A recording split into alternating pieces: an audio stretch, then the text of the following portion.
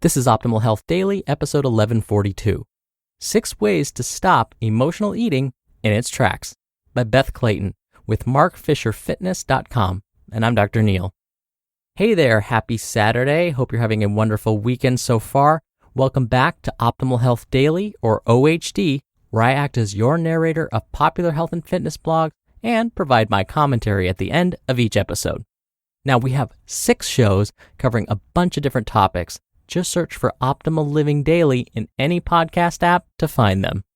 And with that, let's get right to today's post and start optimizing your life. 6 Ways to Stop Emotional Eating in Its Tracks by Beth Clayton with markfisherfitness.com. We've all been there. There is an emotional trigger, and without even really thinking, suddenly you are eating. The first bite tastes great, but then you barely taste anything. You may find you are eating with such ferocity, it actually hurts a bit going down, but before you know it, you have polished off an entire loaf of bread, half a leftover apple pie, an entire bag of potato chips, or a pint of ice cream.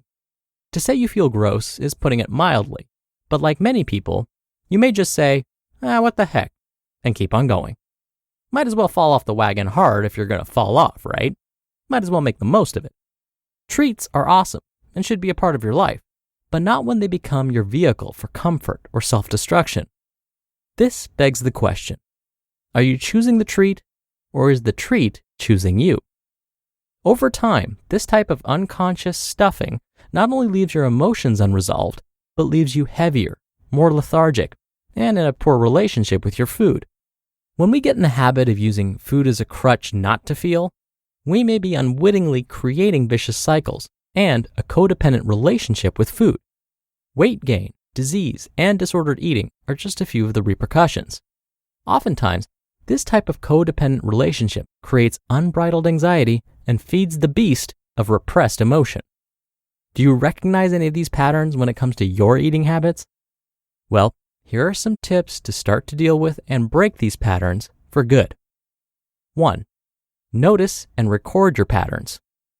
Start to take note of when you are making poor decisions. Food journaling is a wonderful tool. By recording your habits, you can start to notice the patterns in your choices. It seems like a small and trivial thing to do, but it can be illuminating. One of my clients chronicled her choices and was surprised to find that she mostly binged on pizza or fried foods when she missed her boyfriend, or when she had been rejected from an acting project.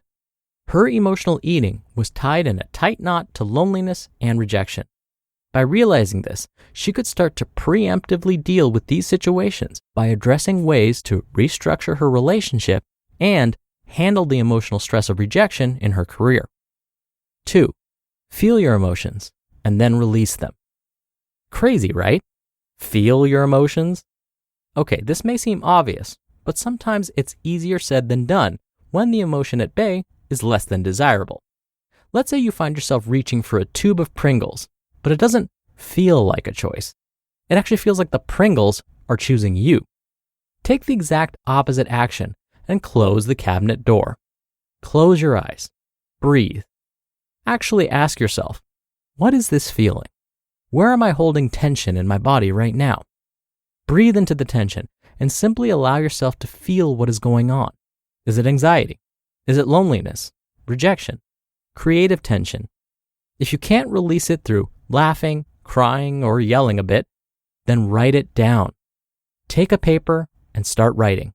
Let it all spill out without judging, just a stream of consciousness. 3. Move. This is a triple whammy grand slam hit here. Not only are you breaking the habit by actually physically interrupting the trajectory of your action, but you are also releasing pent-up emotional energy and creating an insane flow of feel-good endorphins.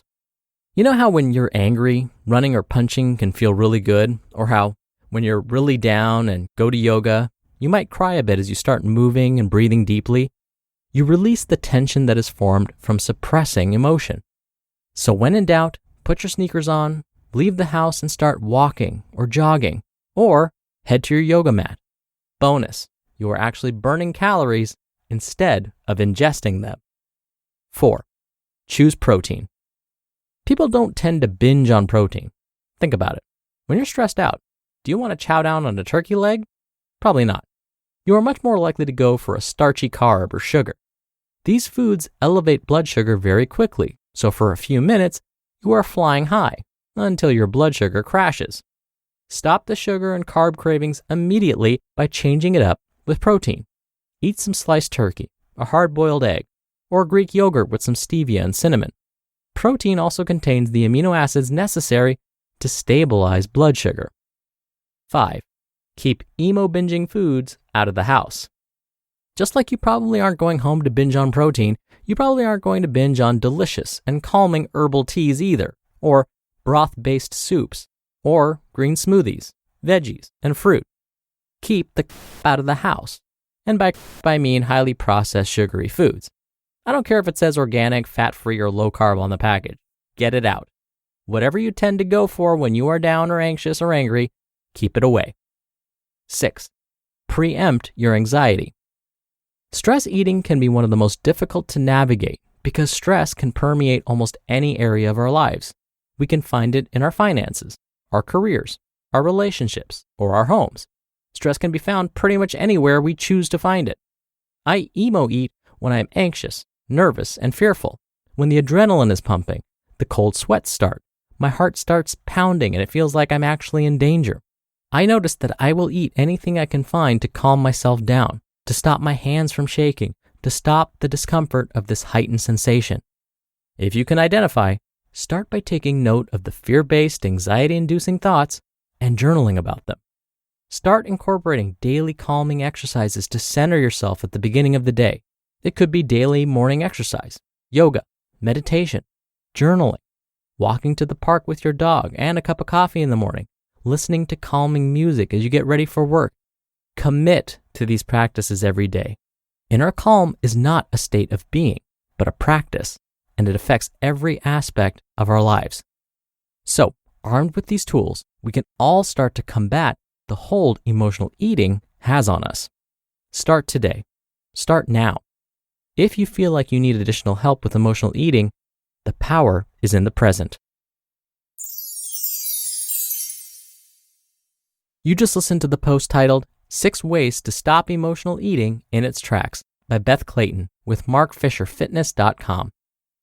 Dr. Neal here for my commentary. I've mentioned this on the show before. It is truly funny that when we need to eat for emotional reasons, we never do look for that turkey leg, or we never look for that bowl of salad, or that crudité with celery and carrots.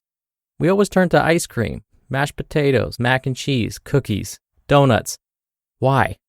Well, it's because high fat, high carb, high sugar, high salt foods tend to release good feeling hormones in the brain. Hormones that make us feel comfortable. They bring us comfort. Hence why these foods are called comfort foods. Higher protein foods, fruits, vegetables do not release the same endorphins, sadly, in our brains, so they tend to bring us less immediate comfort. Now, so many of Beth's suggestions to breaking this cycle are what behaviorists recommend for emotional eating. When I was a health educator, I would conduct weight management classes with a behaviorist, someone that specialized in human psychology. I would discuss the nutrition side of things, and the behaviorist would discuss the psychology parts. And of course, emotional eating relates to both things, so it was a perfect topic for my health education class. Now, the tips we shared with our patients during these sessions were so similar to those I just read to you. It's all about creating some space between the craving and the actual eating behavior.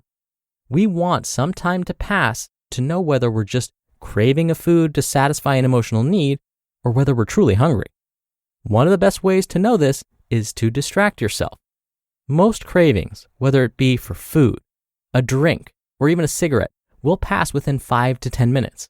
So, if you can acknowledge the fact that you really want a chocolate chip cookie, then distract yourself by doing something else that makes you happy for 5 to 10 minutes, you may find that the craving passes. Now, how do you distract yourself? Use some of Beth's suggestions. Go for a walk. Write down how you're feeling. Drink a glass of water. Play Tetris on your phone. Make an actual phone call. Text someone you've been meaning to reconnect with. Take a look at the weather forecast. anything that will take your mind off your craving for 5 to 10 minutes. I have a feeling that by the time you're finished, you will have forgotten all about that chocolate chip cookie you were craving. All right, that'll do it for today.